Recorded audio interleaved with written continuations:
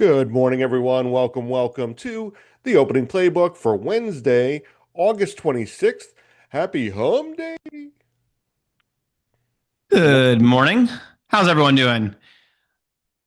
We got a crazy packed day, at least if you're following me around. If you're running around following me around, 9:45, 10, 10:30, noon, 2, and 3:30 trading sessions today. So we are packing it in.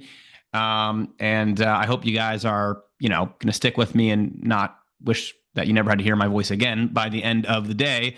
But we're going to cover a couple different pieces today, but the main focus that I want to talk about is really the concept of how income trading works at the level of how safe and defensive you can and should be.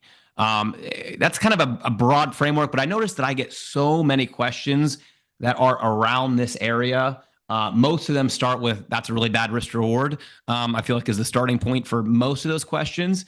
But I think there's some misconceptions around the idea of kind of how we trade, why we do it, and I want to give you what I think is a useful framework for better understanding this. Now, you guys can tell me at the end if it was a total waste of your time and not a useful framework, but I think it will be helpful. So that's what we're going to cover today. We'll start with just a quick look at the overall market, and then we'll jump into this kind of framework idea, and then I can answer any questions you have about that. So hopefully that makes sense. That's kind of our plan and agenda today. Again, it's just a quick snapshot of the overall market. We've chopped back and forth today. SPY actually had a nice rip up. We hit our 24-hour winner. We had our overnight option winner, then pulled right back down. I think we're probably going to see some more chop. We'll keep an eye on things as they progress. If you look down the line here of what's moving, it's really the mags that's actually pulling us down some, which is kind of crazy because if I go over here to our heat map, if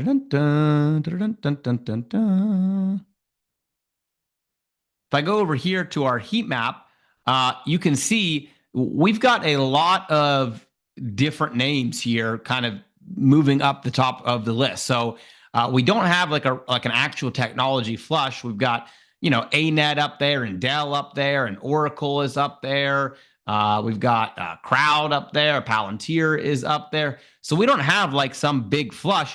But then if I don't have my whole thing loaded. Well, that's lame.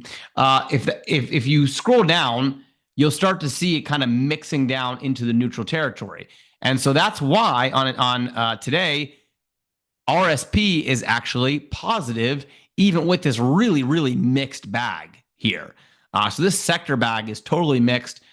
There's nothing even to look at right now that you could say, oh, this is what's going on in the market. But when you flip over to the broad market, you see, okay, well, Qs and SPY are just kind of hanging out, MAG's pulling, but then RSP is the only green number on this entire screen, which is weird, right? Because RSP is the equal weighted of everything going on. It's overall unhealthy. RSP, which is an even distribution of that should be red. In fact, it's the only thing that is green on the day. And that's why, because it's enough of that weighted sectors that you see here, like technology, discretionary, communications, not falling out of bed or anything, just pulling us a little bit down where overall the market is not able to get going. By the way, XLI up, good trade for us there, up nicely so far out of the gate. If you guys took the XLI trade, and we will keep an eye on that one and some of the other open trades. We had Pepsi already hit from our gap, by the way, so that was nice as well. Okay, now I am going to shift gears here, and I'm going to try to cover this ground that I talked about, the conceptual idea, really of income trades, how to pick your spreads. I'm going to pick on some ideas that I think are not useful for how to think about this. Let me first ask a question here in the chat, because I know we do have quite a few new people here. How many of you guys have watched my How to Trade Debit Spreads class? It's like an hour-long class.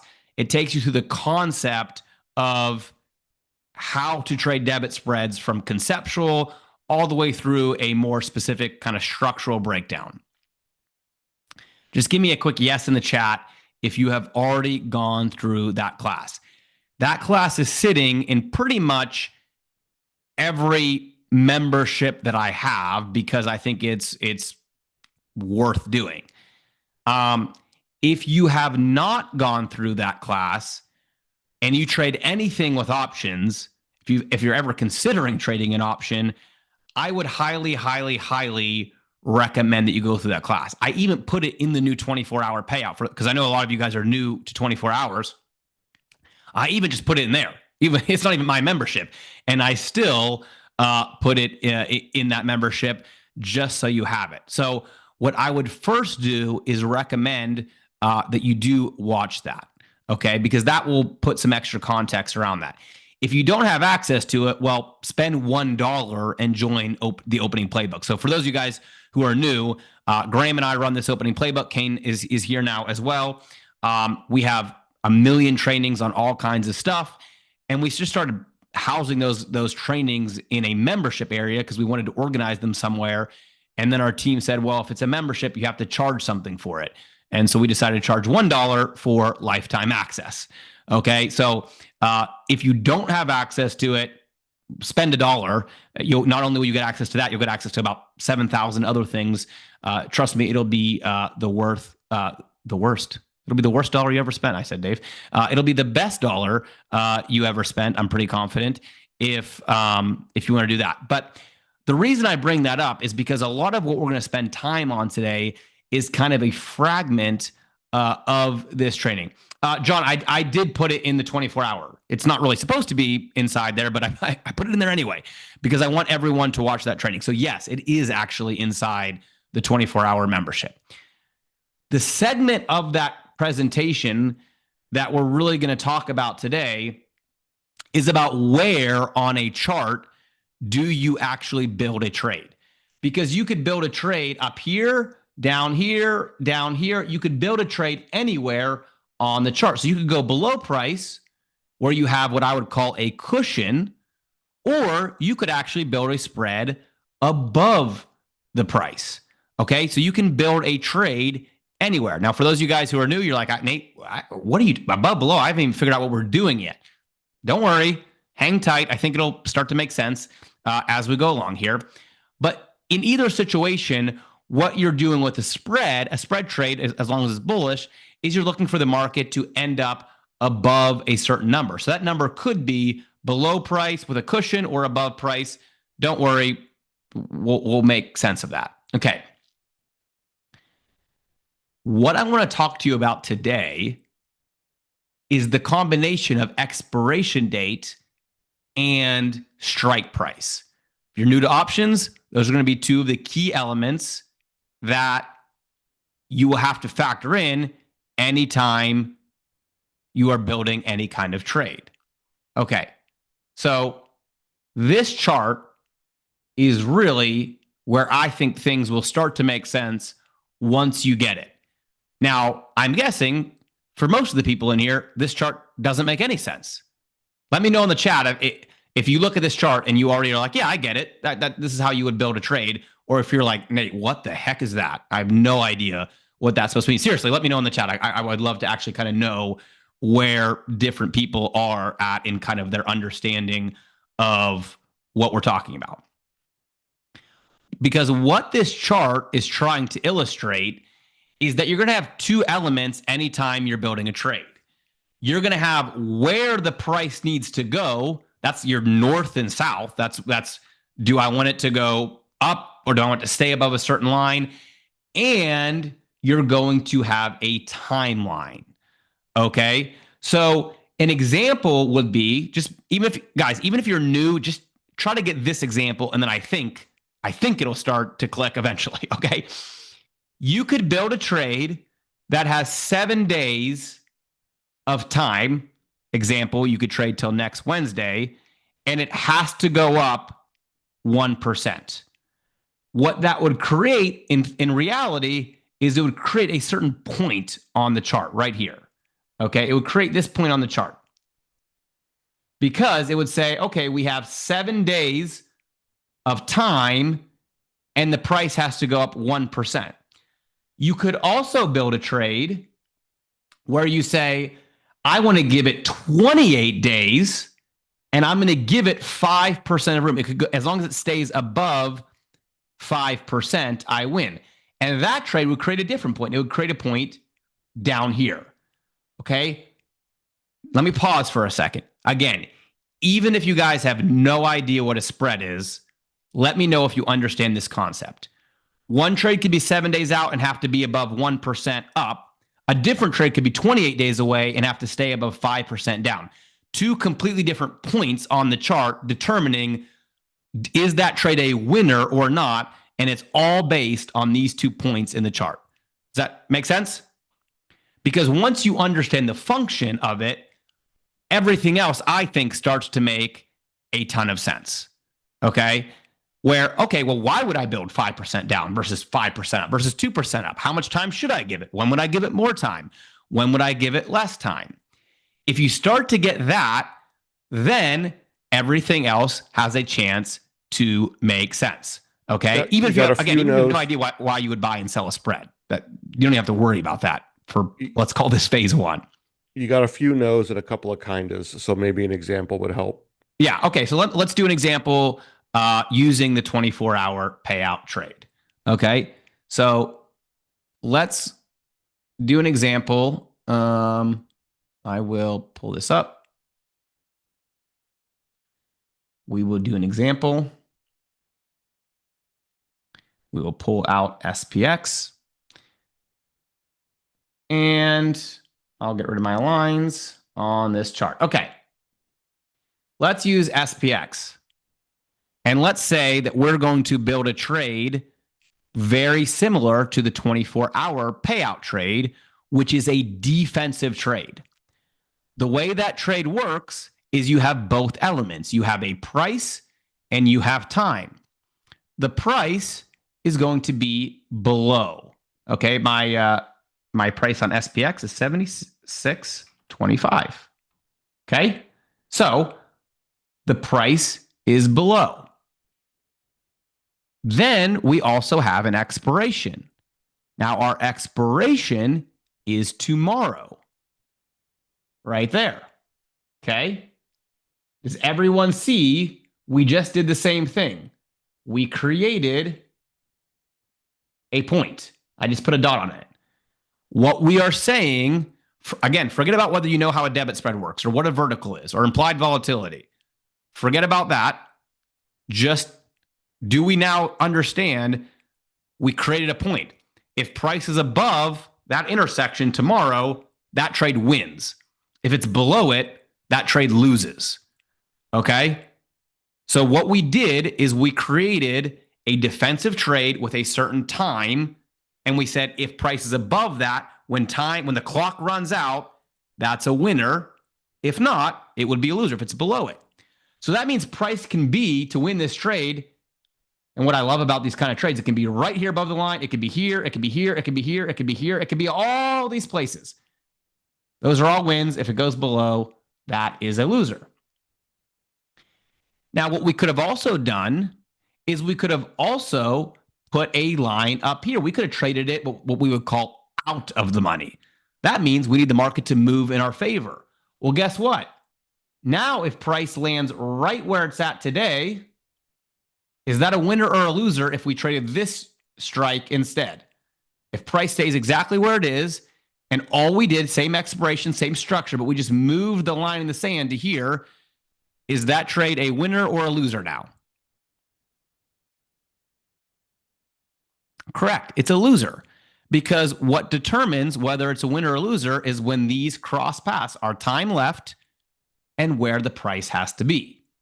And again, if you can kind of get that piece of the equation, then everything else starts to make more sense. Okay. So here's the cool part about defensive trades that I want to show you guys. Let me just move this out of the way. I'll just keep drawing here. Hopefully you guys don't mind my Picasso work. The cool thing about income trades is that we can go as low or high as we want within that price. So we have a candle right here, and I can say I want the price to go up 0.5% in one day. Or I can say, hey, anything better than negative 0.5% is going to be a winning trade. This one requires a movement. This one gives me a cushion. Now, the market is smart enough to know the trade we set up. It's not going to price these trades the same. This trade is going to give you a really positive risk reward. If you win it, you might make 150% on the trade. This trade, you might make 20% if you win it. So when I show people this, they look at this, almost every new trader I talk to says this is the better trade. It's within striking distance and the reward to risk is 10 times better. And every time I show people this trade, they think, well, sure, it kind of makes sense, but I can't lose 5 winners for every 1 loser that I take. Now, just be honest. How many of you agree? How many of you look at this and your gut reaction is, this trade looks okay up here. This trade looks like a terrible trade down here. Just be honest with me. Tell me in the chat how many of your gut reaction says, no way, Jose. I'm not interested in this, 15 or 20% gain when it's not even that different of a trade that pays me 150%. That is by far the most common response that I get. However, in testing and data, this is a far superior trade almost every single time. And the reason is logical. Oh man, everyone's saying yellow is better. You guys have been hanging around me too long. All right, that's good though.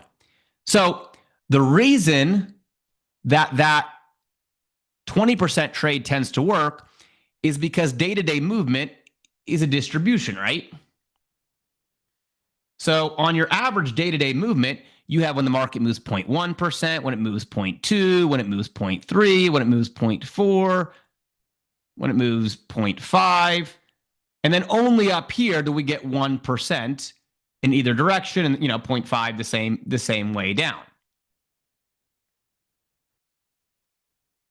And so the issue becomes that if you're trading those directional moves, you're trying to hit on this really narrow column here. But if you're trying to hit those 20%, you're basically grouping in everything else. The reason that an income trade can work is because the market still has to price in this potential, and we can just live inside of this potential. Okay, so it can only punish us to a certain degree for playing it safe because it does have to account for this area. When the market moves 1.5%, which it does happen, market makers can't go belly up, right? They have to have that priced in. Versus if we go for these high areas, that pricing doesn't favor us anymore. Now we are actually on an island trying to get this right. And this isn't just theory. This is how the market works. Let me show you an example of what I mean. This is a strategy that is very similar to the 24-hour. I'm not going to give the exact rules. I built it very similar, and it's incredibly positive. A 45% average annual gain with a 21% max drawdown, over double the annual gain of your max drawdown, is incredible performance. But when I show people this, maybe not you guys because you guys are on to me now, but usually when I show people this, they look at this and they say, no, that doesn't make any sense. You can't lose 5 times bigger than you win. I've heard all these smart guys online say your winners should always be bigger than your losers. You should trade with a positive risk reward, all this kind of stuff. And so this is bad. And I tell them, well, actually, if you run the numbers, positive risk reward strategies are much harder to win at than negative risk reward strategies. And it's simply because of the baselines and the distributions within the market. Not my opinion, just facts. And so one of the ways that we can prove this out is we can look at what this strategy looks like when we make these equivalent, or we make our losers smaller. Let me show you. If we run the exact same data with the exact same entry with the exact same time, and all we do is put a 15% stop loss in here so that we average out our risk to reward, and we run this test, what we will see is we will see what happens when you quote unquote limit your losses. Okay. This strategy right now that is really good had a negative 5-1 risk reward. Now we bring that a lot closer. Does everyone see what just happened to this strategy? We took a very, very profitable strategy and we did what all the smart people online say to do. And we said, oh, you should use a stop loss. You should limit your losses. That's what you should do. Well, guess what? It doesn't work so well. Everyone see that? Let me show you something else. Okay, well, limiting stop losses don't work. Stupid. But let's be more aggressive on the trade. Let's go for those bigger returns. Let's go for something that we can actually get some meat on the bone. Forget that safe nonsense where I can only make 10 cents on my dollar option. Let's go for something more aggressive.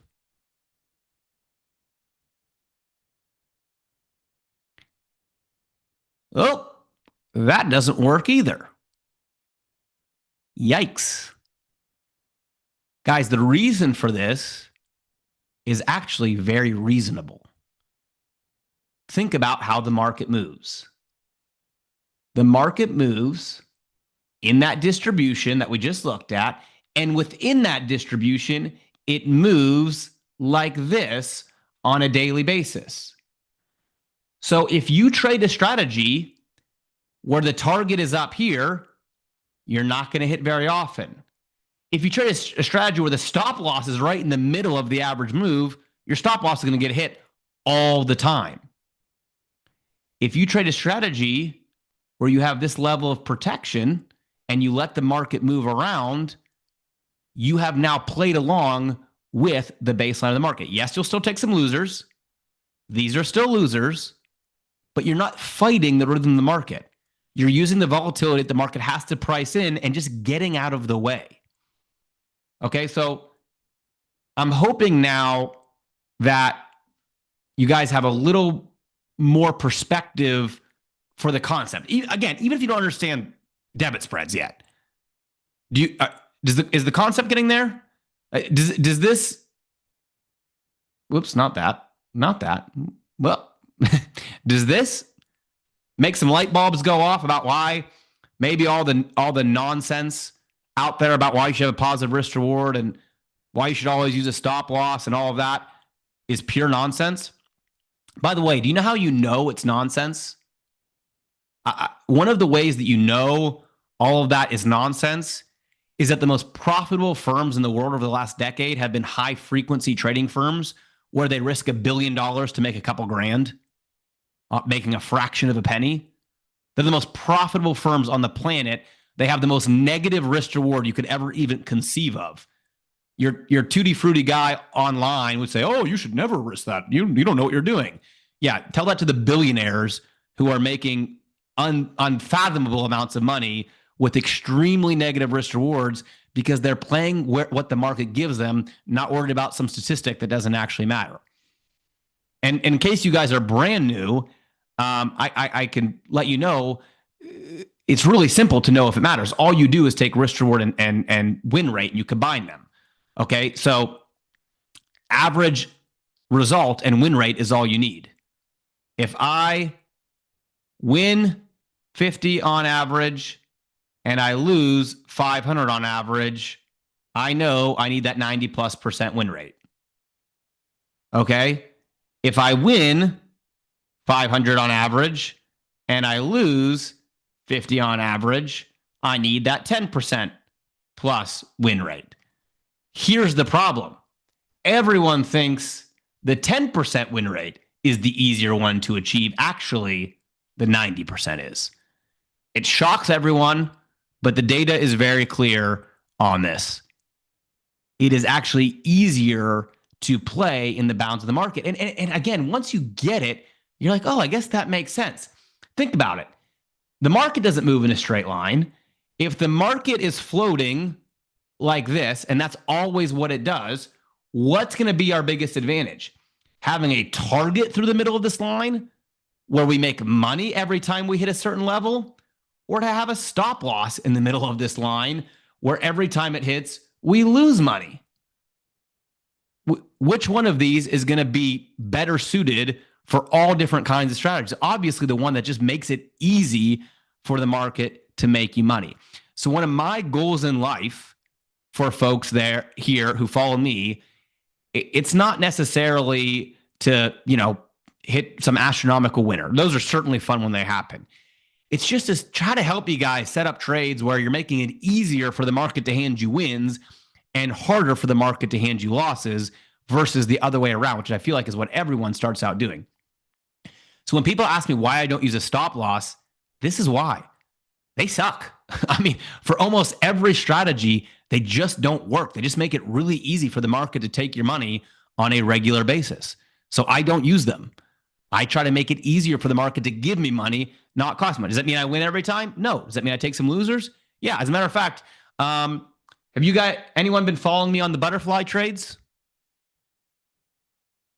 I'll show you something real quick here.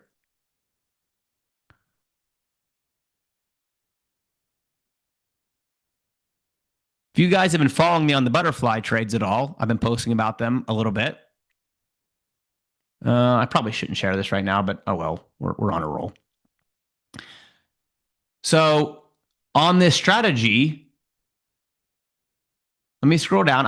Everyone see I'm making $1,300, $1,100, sometimes $900, sometimes $500. Let me show you something. These are my little hedges that are supposed to lose, by the way. So don't worry about these. I like when these lose because that means I won the trade. Oh, there it is. I made $475, $475, $1,000, and then I lost $6,000 on a single trade. I feel like most people would say, well, there goes that strategy. Terrible strategy, doesn't work. But I already knew my numbers going in. I knew I was going to take a couple 5, 6, $7,000 losses along the way. If I would have quit there, I would have lost about $20,000 in upside over the next 4 weeks. This strategy has generated, these are all real money trades, has generated $29,000 in gains starting at like a $15,000 account in the course of, 3.5 months. But again, I had to suck it up and take a punch in the chin when I lost $6,000 on a single day. My plan on that day was to make $800. My target was $800. Instead of making $800, I lost $6,000. I'm okay with that. You have to be okay with that if you want to get into this kind of concept. So let's be honest about what it takes. Let's not sugarcoat it and say, oh no, you can make 20%, and when you lose, you only lose 1%. Like, no, you have to be prepared to take losses. That's part of the game as well. All right. If I could piggyback on that, the key to that is not putting too much on each trade compared to what you can afford to put. If you don't over leverage yourself, then you'll be okay with those losses. If you know how your numbers are going to come out in the long run, if you don't have $6,000 to put on each trade and you put 600 on each trade, your percentages are going to be the same. You're going to come out with the same percentages, but you won't cry over. Well, I'm going to pick on Luke here a little bit. Luke, it's not meant to actually pick on you, but just because this is what I hear all the time. And I have to say, it doesn't make any sense in most cases. Some cases it does, but in most cases, people say, okay, Nate, but I can't do that on a small account. Well, hold on. Just risk the amount that you can risk. Like, sometimes people will say to me, well, I have to use a stop loss because I have a small account. Whoa. Just risk what you want to risk, and then you can lose 100%, and it's the same. Like, guys, you do realize $500 of risk with a 50% stop loss is the same as $250 of risk with no stop loss. Like, it's the same risk. And if the one with no stop loss gives you a way better advantage, I would recommend that one. Some people have a psychological challenge with losing 100% of a trade. I love it. I mean, I don't actually like the losing, but I love that my stop loss is the trade and I don't have to worry about it. I don't have to manage it. I know my risk going in. If the market gaps, I don't have to worry about, oh, shoot, I wanted a stop loss, but I lost more. No, the trade is the stop loss.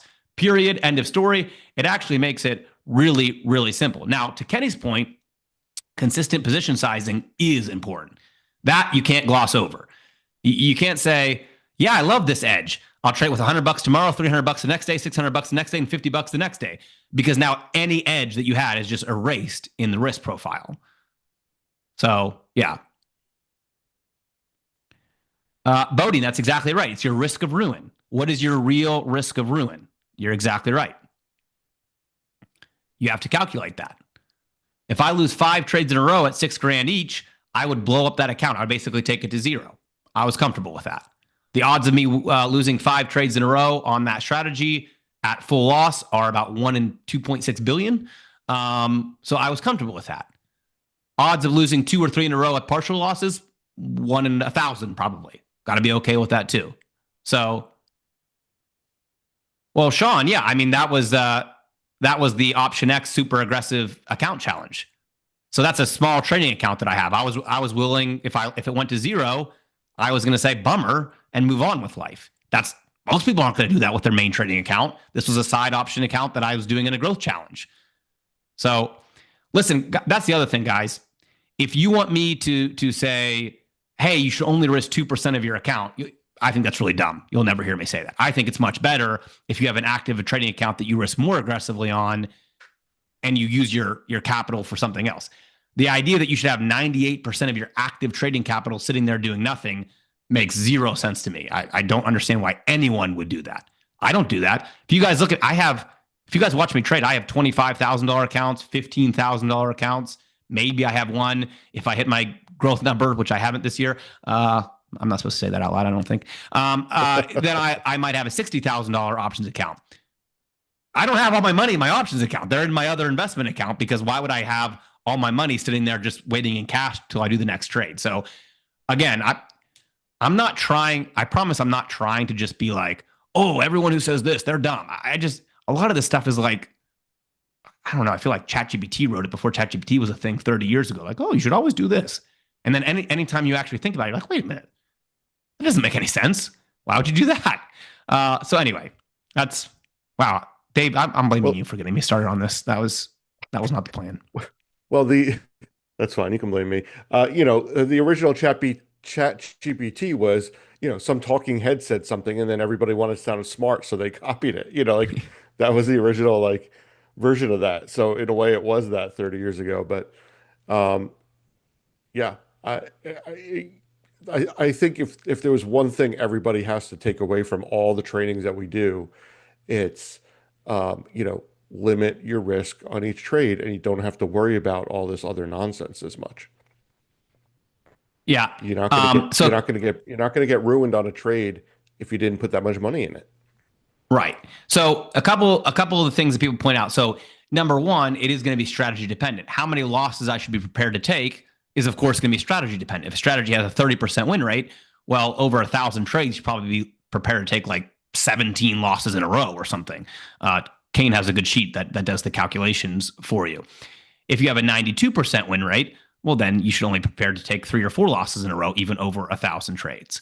Maybe 8 losses in a row over 1,000,000 trades, that sort of thing. So it just, it's going to depend on the strategy itself. For people who are trading all of their options and investments in one account, then you will have a very different risk profile. I think that's challenging because you can't track them as well. So just for tracking purposes, I like to know how's my aggressive trading account doing versus how's my portfolio doing. But, people can do it very, very different. Yeah, and Cynthia said you have to position size so you can take a series of trades. Exactly right. If you want to trade an edge in the market, you have to be able to exercise that edge over a series of trades. No trading edge exists on one trade. There's no such thing as an edge on one trade. An edge has to be exercised over a series of trades. Arturo asked about adjusting the take profit. So the way that I do it on SPX is I always calculate it, and then I round down to the 5 cent because SPX only does 5 cent increments. So if the target says it should be $4.78, I'll do it for $4.75. I'll round down to that 5 cent increment. Can you address the problem of one losing your wins because of one big loss? Well, I don't think it's a problem, I guess, is my answer. So for me, that's just part of the series of trades. Like, for example, I don't know if I closed my butterfly thing out. My butterfly trade cost me 7 winners. I won 7 trades, one loser wiped away 7 winning trades. To me, that's not a problem. That's just how the strategy works. So you do have to be comfortable with that. You have to have the mental psychology to say, well, yeah, that over a series of trades that can happen. Now, if you only ever win 6 in a row and then lose, and you only ever win 6 in a row and over 1,000 trades, you don't have a positive expectancy. Well, then you have a very different problem. You're trading a strategy that has no chance of winning. I'm talking about trading a strategy that you do have a positive edge and expectation in, and you just have to then manage those losses accordingly. Well, I think also, people that are generally worried about that don't really, I think, understand the balance of, you know, if you have a high win rate strategy, it probably means that your losses are going to take more wins to make up. If you have a strategy that's in a 90% win rate, that means that you're probably not making 100% on your wins. And so therefore, when you lose, it's going to take a bunch more 10% winners or whatever to make up your losses.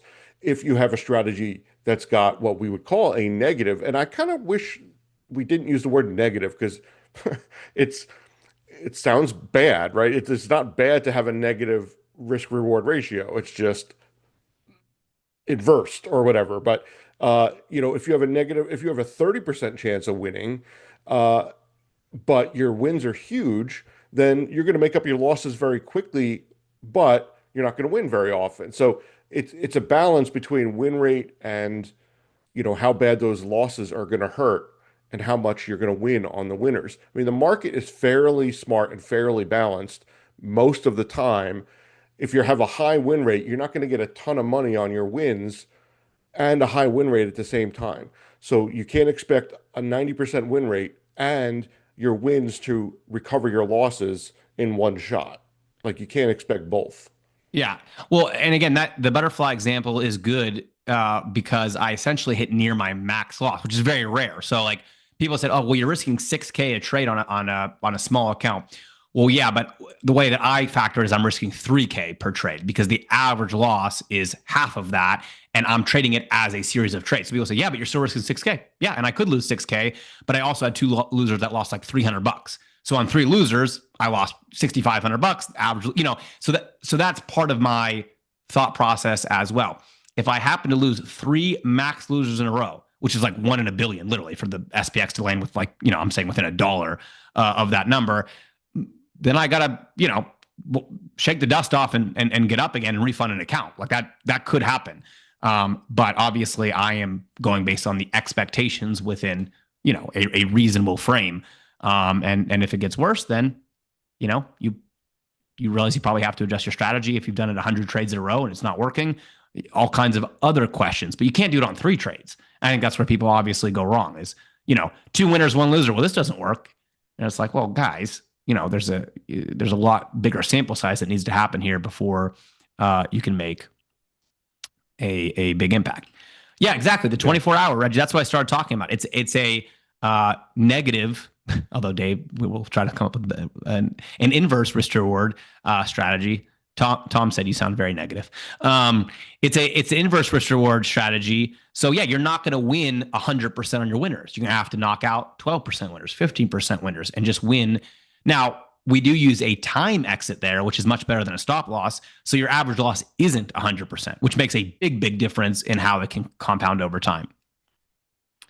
Uh, I use a target on almost every trade that I do, Hannah, including the 24-hour payout from Tim and Roger also has a target.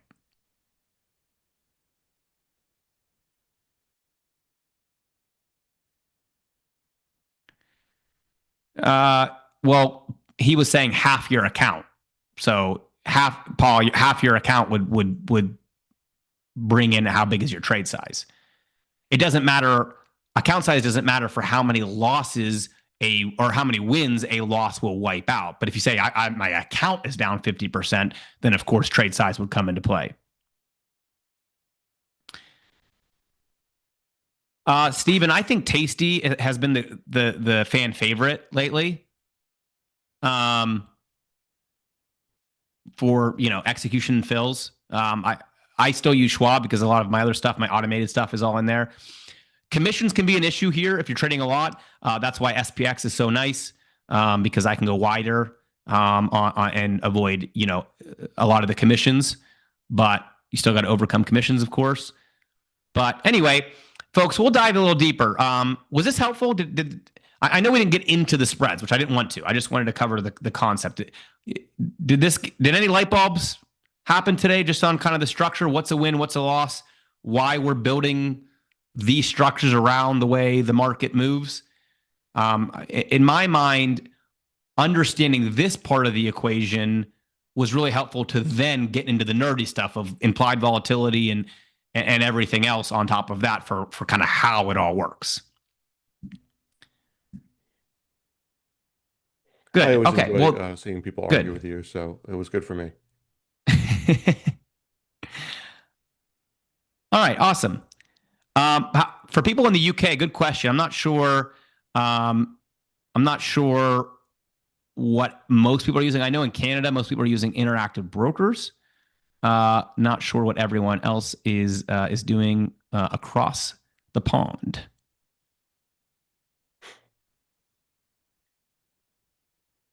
Yep.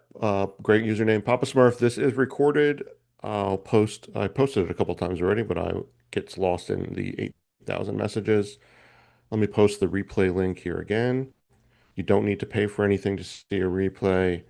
We do have the dollar members area, which has a ton of stuff in it, including replays, but you don't need to do that just for the replays.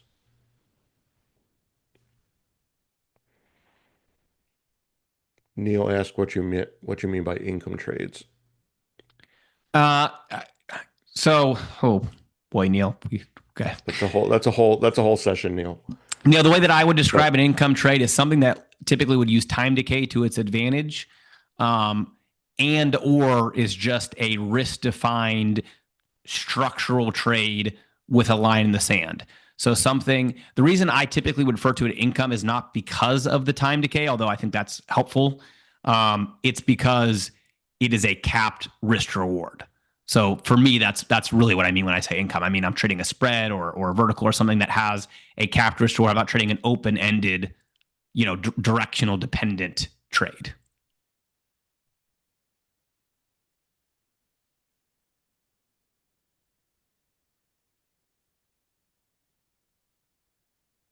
yeah, I think everybody kind of has a different definition of what an income trade is to them.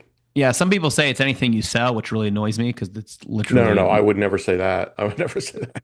yeah, But yeah, that's annoying. Yeah. We'll do a credit spread. It'll be an income play yeah, yeah. automatically. All right, folks. Well, I hope this was helpful. I'm sure a lot of you are still feeling like you're drinking out of the fire hydrant. Totally normal, totally expected. Don't be discouraged. Don't be overwhelmed. There's a lot more. And if you guys jump in that $1 class, if you really want to nerd out, I mean, you can spend about 77 hours, actually, probably a lot more than that, probably about 500 hours going through classes. Everything from super nerdy in the weeds to just more of that how to trade debit spreads, all of that. Here's what I would ask. Spend the time doing that. Start with the debit spread class, go through some of the peripheral, and if it's not helpful, let me know. Just say like, Nate, I did put the work and I tried to do what you said and I still don't get it. Your training sucks or whatever. But at least kind of let me know where we're at as far as trying to help you. Oh, and the market map software, I think today, I'm always hesitant to make promises because every time I say, yeah, it's going to be today, like it's like, oh, well, the server did something. But I think today market map software is coming out for you guys.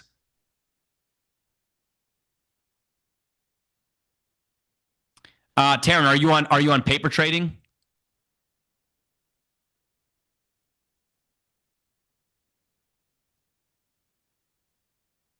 Okay, that's why. Because on paper, it'll take that bid and wow, Nate. It'll take that bid and ask that's really wide and it'll just fill you at either end of it, which means you'll basically get filled immediately on anything that has a wider spread.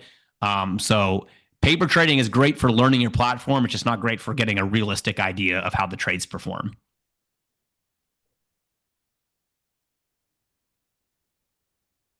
That's why when people ask me if they should paper trade, I always say, yeah, if you want to learn your broker platform, great. If you want to learn how the trade structure works, great. If you want to see if the strategy works, unfortunately, no.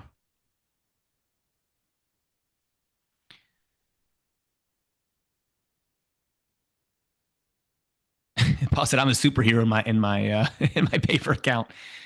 Yeah, I actually way back. This was probably 15 years ago. Started paper trading, and boy, did I think I figured out some systems. I had one, Dave, on a forex account that all I did was open positions in both directions with like a 1 point target. So just all day long, I would open like a euro dollar long, euro dollar short, euro pound long, euro pound short with just an automatic target of like, 1 point. Just had a 100% win rate over like 10,000 trades. Thought I had totally cracked the code. Opened my real money account. Things did not go really well from that point on that strategy. Yeah. But Uh, you live and you learn. Jim just posted a long post, but the net of it is a question about does changing the width of the spread change? What does changing the width of the spread do? And we actually, Nate literally did that lesson like a week ago Yeah, Friday, I think. on what's that? I think Friday, right? It was literally actually a week ago today, the 19th. Okay. Okay. Here is a link. I'm gonna post the spread widths class. Here's a link to that session. See, That there you will guys answer go. your We got you question in covered. depth. Yeah. All right, we're going to close out. Thanks, everyone. Appreciate your time. And honestly, love all I know we didn't get to everybody's post. There were a ton of comments, but we really love all the interaction. We love all the questions and the feedback in there. So thanks for participating. And just a reminder, I'm live at 12 p.m. with customer support live. I'm live at 2 p.m. with the 24-hour follow-up class, and I'm live again at 3:30 p.m. So whoever is sending customer support emails telling them that I'm lazy and don't help them, stop doing that. Okay, I did. No, I'm just kidding. But I will see you guys, I'm sure, much more before the day ends. All right, folks. Thanks so much.